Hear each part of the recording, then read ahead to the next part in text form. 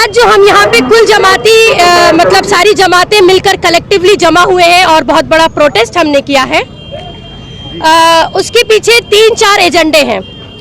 सबसे पहला और सबसे बड़ा सीरियस एजेंडा जो है वो मलून वसीम रिजवी का है। इसने पहले भी एक शर फैलाने की कोशिश की थी मगर वो कामयाब ना हो सका, और आज दोबारा जो है उसने एक किताब निकाली मोहम्मद के नाम से, जिसमें उसने हमारे हुजूर पाक सल्लल्लाहु अलैहि वसल्लम की ज़रा बेहुरमती करी है और कुछ गलत चीज़ें इस्लाम को लेकर प्रोपोगेट करने की कोशिश की है। तो सबसे पहला एजेंडा हमारा वसीम रिजवी है, जिसके लिए हम सारी जमातें, सारी ऑर्गेनाइजेशंस मिलकर यहाँ पर ये डिमांड कर रहे हैं गवर्नमेंट से कि उसको बैन किया जाए और जो भी मतलब के सज़ा बनती है वो उसको दी जाए। पहली बात, पहला एजेंडा। दूसरा एजेंडा जो है हमारा वो ये है कि त्रिपुरा में जो वायलेंस हुआ, वायलेंस सबको मालूम है क्या हुआ। वायलेंस में जितनी भी जुल्म और ज्यादती की गई, और अब तो खैर ये बात खुल गई है, एवरीथिंग इज एक्सपोज नाउ कि किस तरीके से मुसलमानों को वहाँ पे निशाना बनाया गया है।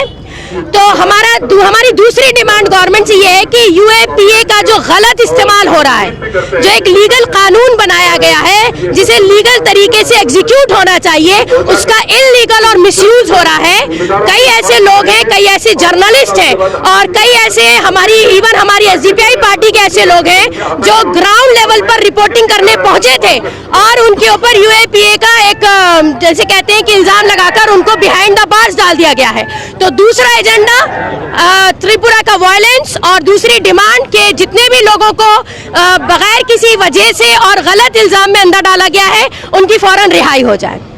ये तो दो बहुत अहम मुद्दे और बहुत अहम एजेंडे हैं जिनकी डिमांड लेकर आज पूरे गुलबर्गा की ऑर्गेनाइजेशंस यहाँ जमा हुई हैं। मैं मुबारकबाद देना चाहूँगी सारी ऑर्गेनाइजेशंस को, और इंशाअल्लाह अगर हम आगे भी इसी तरह काम करते रहे तो बहुत कामयाब रहेंगे। आज गुलबर्गा शहर में मुस्लिम चौक पर आज हम लोग एक एहतजाज कर रहे हैं। ये यहाँ पर एहतजाज करने का मकसद ये है जो त्रिपुरा में हो रहे हैं वायलेंस, उसको रोकने के लिए। और दूसरी बात, जो वसीम रिजवी नामी दरिंदा जो नामर्द है, हमेशा से मुसलमान के खिलाफ अपनी गंदी जबान से बोलते रहता है, क्योंकि वो बोलेंगे ना, क्योंकि एक इंटरव्यू में बड़ी शान से कहता है बट्टू लगाकर कि मैं मुसलमान, मुझे कहने पे अपने आप को गलत गाली फील होती है।